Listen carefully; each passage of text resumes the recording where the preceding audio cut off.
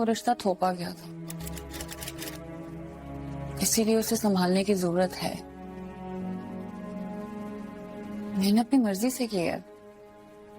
आप प्लीज मेरे लिए परेशान मत हो, मैंने मामू जान को भी समझा दिया है।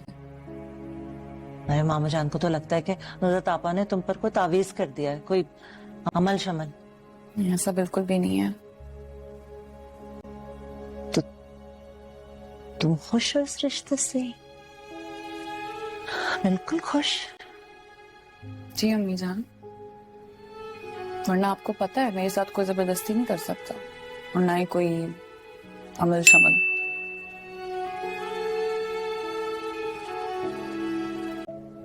अच्छा चलो ठीक है, कर लेना बात।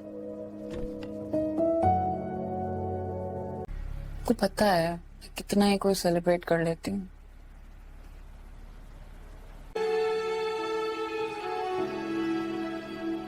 अगर तुम खुश हो तो फिर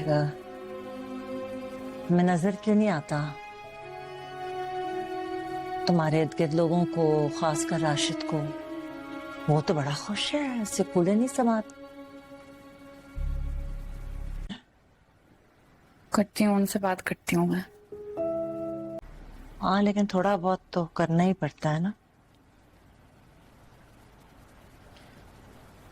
अच्छा वो फोन आया था राशिद का, बता रहा था कि उसके दोस्त ने खाने पे बुलाया दावत पे, तो तुमने गालिबन मना कर दिया है।